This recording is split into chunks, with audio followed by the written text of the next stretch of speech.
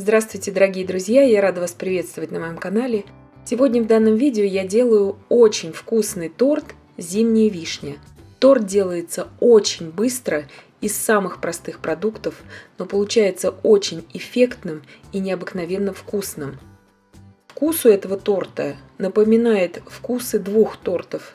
Это торт «Пьяная вишня» и торт «Черный лес». Это получается что-то нечто среднее. Итак, сначала я подготовлю вишню. Здесь 250 грамм замороженной вишни.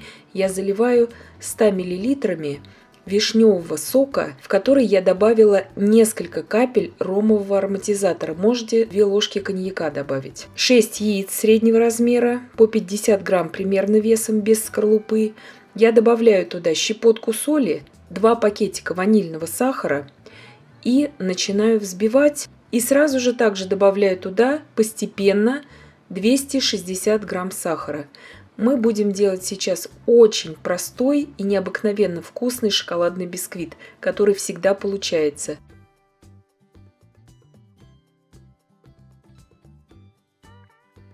Яичную смесь я взбивала примерно 3 минуты. Добавляю туда 150 грамм растительного масла без запаха, 250 миллилитров молока комнатной температуры, ни в коем случае молоко не должно быть холодным, и просто перемешиваю до однородности.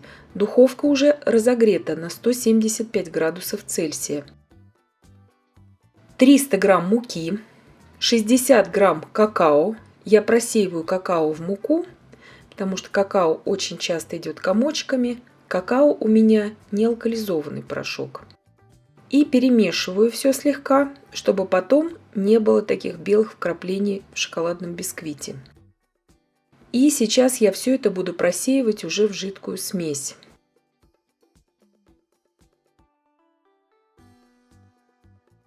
Просеиваю.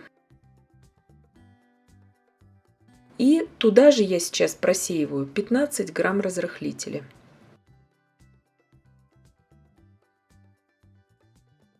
И все это просто перемешиваю миксером. Ничего здесь я не взбиваю.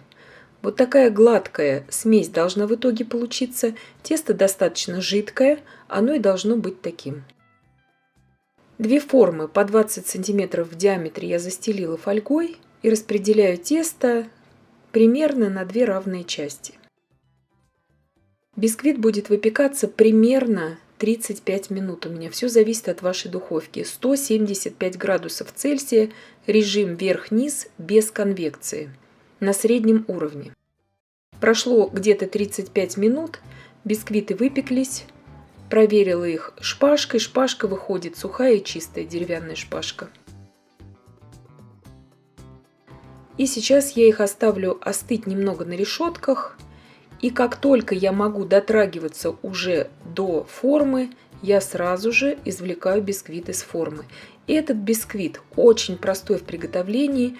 Из самых простых ингредиентов готовится. Он получается влажным, он не требует пропитки и он сразу готов к работе. Нарезать его можно еще в теплом виде. И нарезается он идеально ровно сразу. Нарезаю струной. Нарежу сейчас на 4 коржа. Коржи по 2 сантиметра примерно в высоту. Видите, какой он влажный получается. Он такой пушистый в то же время. Бисквит очень удачный и очень-очень простой. И шапочки сейчас мне понадобятся здесь. Для крема 1 шапочка, а 2 шапочка для обсыпки торта. Он пушистый, он разламывается очень хорошо и необыкновенно вкусный. 4 коржа у меня получилось. Сейчас я их пока отставлю в сторону. Сливаю весь сок с вишни. Это очень важно, чтобы в креме не было потом лишней влаги. Вы же можете добавить, залить вином красным также. Это по вашему желанию. Здесь 250 грамм размягченного сливочного масла. Я взбиваю до пышности минуты 2 и потом сразу же добавляю туда 380 грамм сгущенного молока с сахаром, обычной сгущенки. И взбиваю все это до пышности. И получается самый простой масляный крем на сгущенном молоке. Крем готов. Сейчас я беру 200 грамм бисквита, то есть шапочки, что у нас осталось от бисквита, верхушка от бисквита. Разминаю просто эту шапочку, она очень нежная, она сразу же пойдет такой крошкой очень нежной. Даже не использую здесь измельчитель. Выкладываю в эту миску весь крем.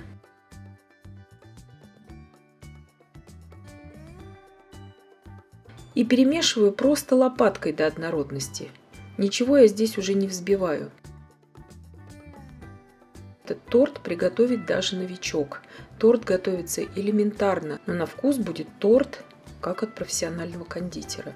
Здесь добавляю 2 ложки сока в крем. Еще раз повторю, что вы можете в этот сок добавить коньяк. Вы можете вместо сока взять красное вино. Это все на ваше пожелание. Здесь для второго крема я взяла 350 мл очень хорошо охлажденных сливок. Туда я добавляю пакетик ванильного сахара и пакетик загустителя для сливок 8 грамм. Слегка все это перемешиваю.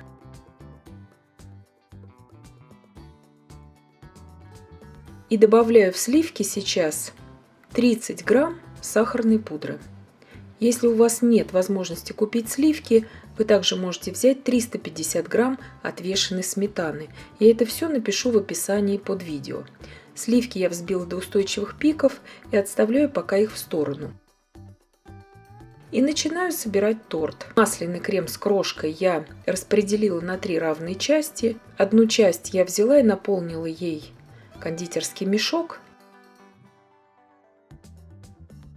Из кондитерского мешка очень удобно наносить крем на коржи, чтобы прослойки между коржами всегда были идеально ровными. Распределяю также шпателем.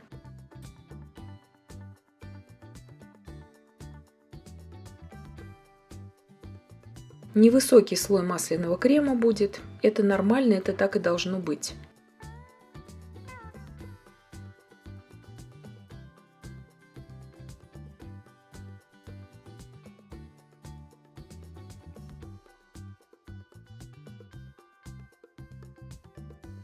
Укладываю туда вишни.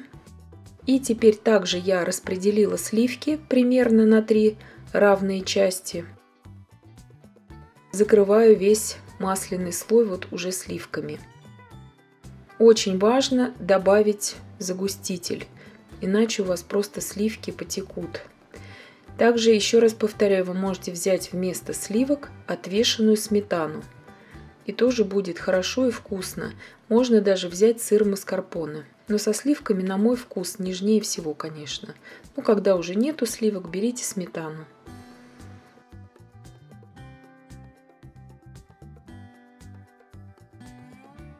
Также выравниваю слегка и накрываю сейчас следующим коржом. И таким образом я собираю весь торт.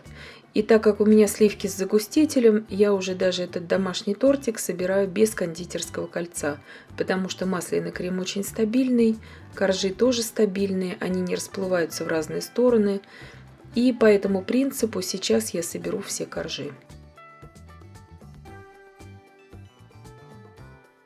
Остатками крема я слегка выравниваю бока торта, чтобы просто потом нанести на эти бока крошку.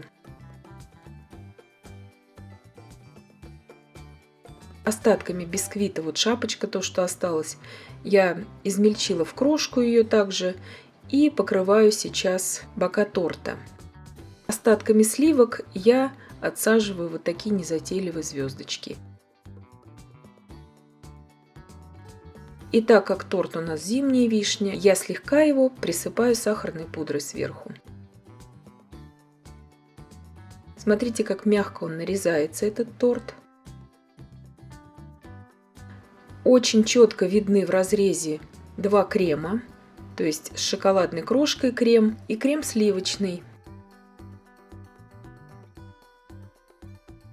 Буквально 1 час он у меня простоял в холодильнике, этот торт, и вот так идеально он уже нарезается. Торт получается очень эффектным и в разрезе, и на вкус. И я надеюсь, что он вас порадует, и можно его готовить как в безалкогольной версии, так и с алкоголем. И я надеюсь, что видео было полезным и познавательным. Подписывайтесь на мой канал, ставьте лайки, пишите комментарии. Я всем желаю больших успехов и до встречи в новых видео.